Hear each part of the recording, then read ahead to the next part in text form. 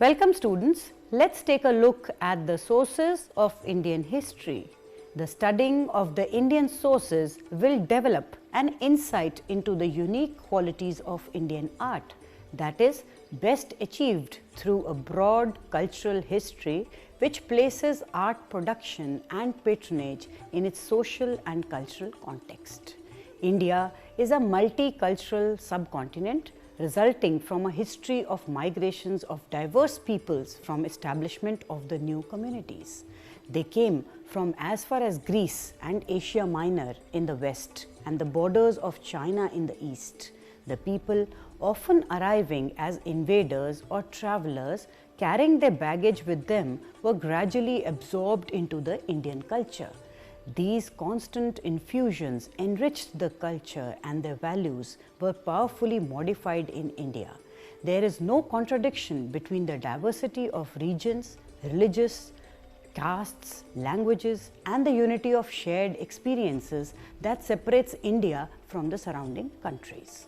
Let's see the significance of these sources. The inscriptions on Ashoka's rock and pillar edicts are the earliest examples of Indian writings. The Buddhist reliquaries too had such inscriptions, though the religious literature was handed down orally and the few records provide us an opportunity to understand the very roots of the society in general. Brahmins had committed the Vedas to the memory. There were learned monks who knew by heart, but it is through the oral recitation and dialogue that the pupil learnt it by heart and got himself educated. It is also of importance to understand that the Buddhist canon was also not written until the reign of Sinhalese monarch named Vattagamini in 29 BC. Some of the other significant works that shed light on the sources of Indian history are the Jatak stories, the inscriptions, the Brahmi and Kharoshti texts, the narratives and the folklores or legends. The latter, though, give an idea but cannot be taken as genuine sources or authenticate the historical evidences. Sources of Indian history differ considerably in different periods. Broadly, there are three periods: the ancient period to 12th century, 13th century to 18th century and 19th century to subsequent period. Let's look at the ancient period.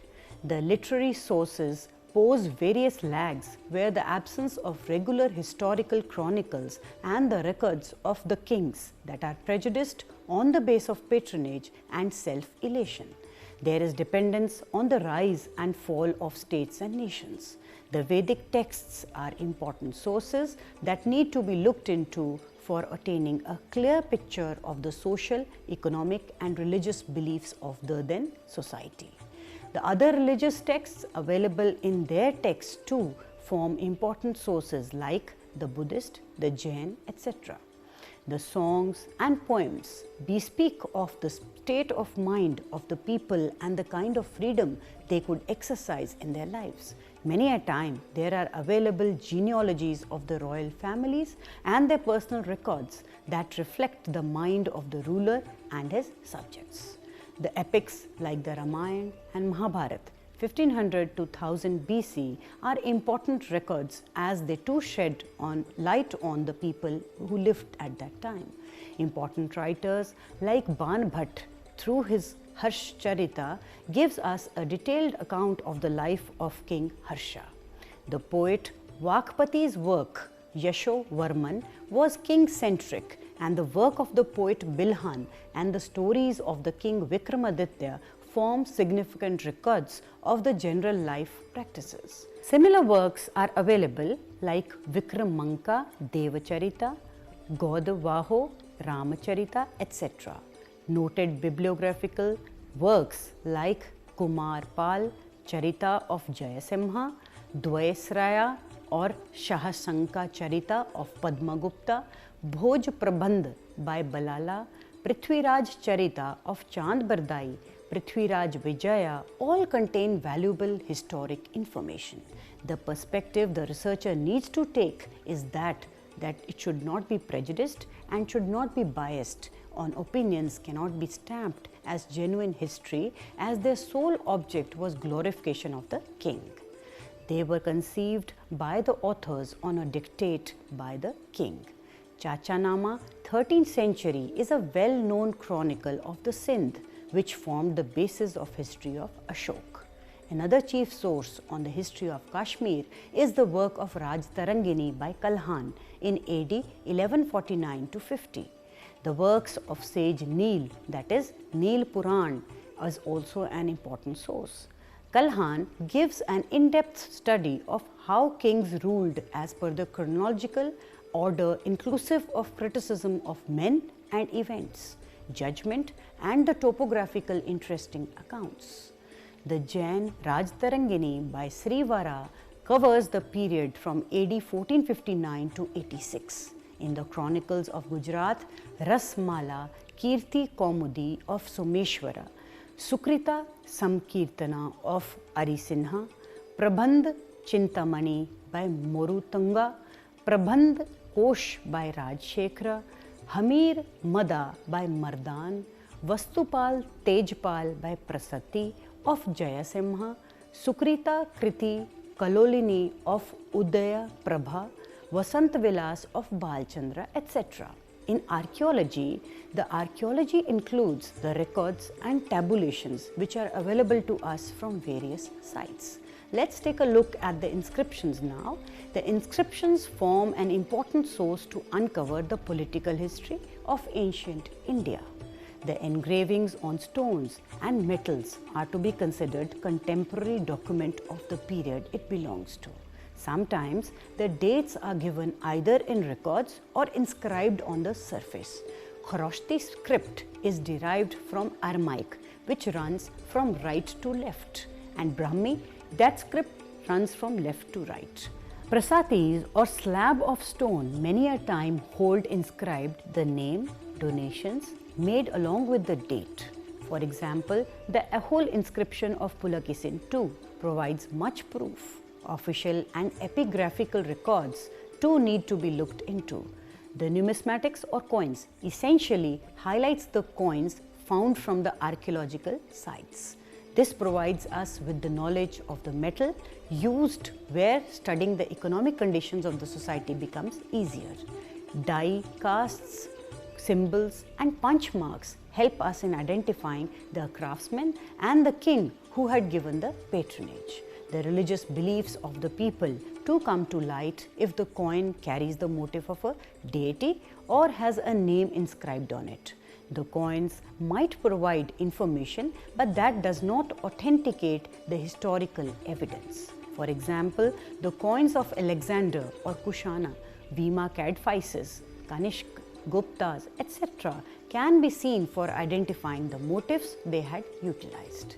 The monuments, another structure which we need to understand for our sources, is the monuments. The monuments form an important record of the life and spirit of the ancient India. For example, the sites of Harappa and Mohenjo-daro, the granaries and the dwelling areas unearthed at Lothal are also important sources. Dharamchakra shaped stupa from Sanghol in Punjab and several sites can be quoted, for example, that are now under the Archaeological Survey of India.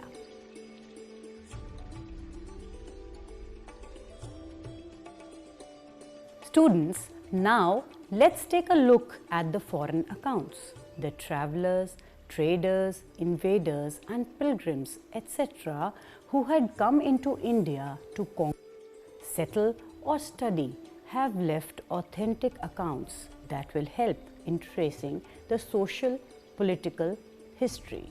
There were a number of Greek writers who arrived in India. Herodotus and Ctesias have Persian base. Megasthenes has left an extensive study under Seleucus during the rule of Chandragupta Maurya. The defect with the records is that many a time the foreign travelers did not have knowledge of the customs, language and life of the people they were writing about. Periplus of the Erythraean Sea has several records of the ports, harbors and the merchandise. The spirit of exploration, adventure and the enthusiasm of the unknown land had led the records interesting, yet historically incorrect. Arab sailors like Suleiman al-Masudi too have maintained their records. Chinese travelers Fahian in 5th century, Hunsang, Itzing in 7th century have rich records, experiences and dialogues with the intellectuals in India. In the accounts of these travelers, the rituals, practices and memorials too can be studied.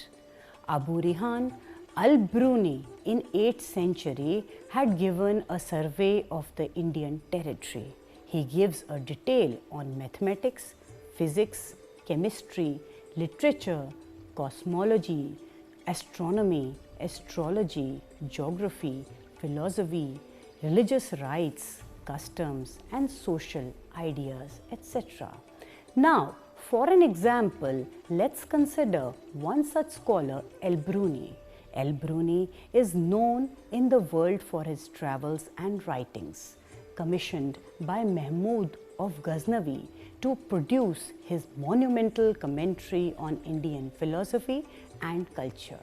In his search for pure knowledge, he is undoubtedly one of the greatest minds in Islamic history. Romina Thapar, a prominent writer, calls him perhaps the finest intellectual of Central Asia. His observations on Indian conditions, systems of knowledge, social norms and religions are probably the most incisive made by any visitor to India. He applied his talents in many fields of knowledge, excelling particularly in astronomy, mathematics, chronology, physics, medicine, mineralogy and history. Al-Bruni wrote his work on India to provide essential facts for any Muslim who wanted to converse to Hindus and to discuss with them questions of religion, science and literature. In his accounts, he highlights the choice parts of the Bhagavad Gita, the Upanishads, Patanjali, Puranas, the 4 Vedas, scientific text by Nagarjuna, a prolific writer, Aryabhat, etc. Many stories from Indian mythology also became a part of his study. In fact, all surrounding areas brought about lot of changes on the mind of al-Bruni. That is how a scholar works. It should be influencing the mind of the reader and the spectator. He compared Indian thoughts to the Greek and thought of Socrates, an important writer, Pythagoras, obviously a mathematician, Plato, Aristotle and others. In his accounts, he highlights the works on astronomy.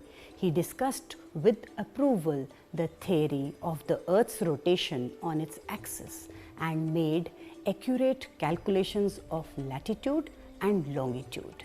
In those on physics, he explained natural springs of laws of hydrostatic and determined with remarkable accuracy the specific weight of precious stones and metals.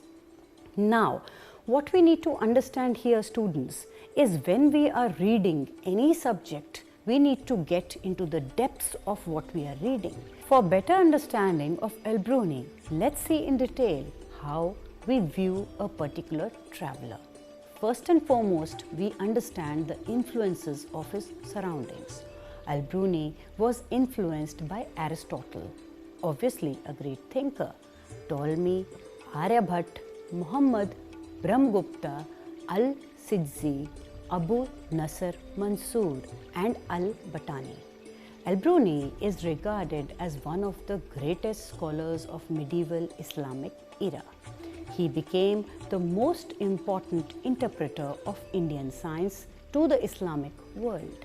He is given the titles the founder of Indology and the first anthropologist. He also made contributions to earth sciences and is known for significant contributions to geography. The word Beruni means outer district in Persian language. That's why he is called El-Bruni. Briefly, through the understanding of one example, we get to know how the travelers, writers, scholars and other intellectuals need to be understood for the study of the sources available to us. The clarity of thought is developed by intense concentration on the subjects that we read and the sharpness of the mind of these scholars as they approach the subject. The other sources, like we have seen before, are the archaeology, inscriptions, numismatics, the study of coins, and monuments, which need to be carefully studied for a profound understanding of the subject. Now students, let's take a look at the medieval period. Accounts of Muslim Turks too have been made. Tabaqat-e-Nasiri by Minhaj ud-Din, 13th century AD, traces the history of the Muslim rule in India. Many of the other sources are Tarikh-e-Firoz Shahi by Ziauddin Barni and Shams-e-Siraj Afif, Gulshan-e-Ibrahim by Muhammad Qasim Farishta, Ain-e-Akbari by Abul Fazl, Tabaqat-e-Akbari by Nizamuddin Ahmad and Muntuk Khab-ud-Twarikh by Abul ul Qadir Baduni. The autobiographies of the Mughal emperors were also significant records. Babarnama of Babur and Tazuke-Jahangiri by Jahangir are important records. Records like the official dispatches, registers, military records, governors' records, some personal diaries of diplomatic agents, court diaries, news reports and other valuable sources of information are also to be looked into. Marco Polo, who visited India and Asia in the 13th century AD, is also an important account. Ibn Battuta, an African Mohammedan who had visited several years in the court of Muhammad bin Tughlaq, also records many important social events. AD 1200 to 1800 and the modern period is also importantly looked into in this way. The data is available extensively. The difficulty that poses is that the material available needs to be viewed with a keen and vigilant eye. State papers, decisions, records, correspondence, private possessions need to be brought to light. In conclusion, let's see the main outline to tracing of the political history with essential details is ideal to study the sources of Indian history. Coins, inscriptions, texts need to be carefully browsed to unfold the relative social and cultural facts. The economic status and the perusal of art forms and the religious practices in entirety would make the sources clear, but essentially trace and sift the truth with a critical and analytical approach.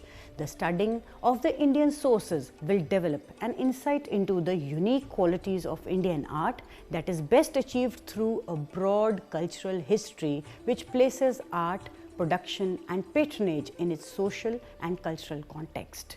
Sources of Indian history differ considerably in different periods. Broadly, three periods as we have seen: the ancient period to 12th century, 13th to 18th century and 19th to the subsequent period. While studying the periods given above, one carefully needs to understand to have no biased opinions while writing in order not to distort history. There is no contradiction between the diversity of regions, religions, castes, languages and the unity of shared experiences that separates India from the surrounding countries. Thank you.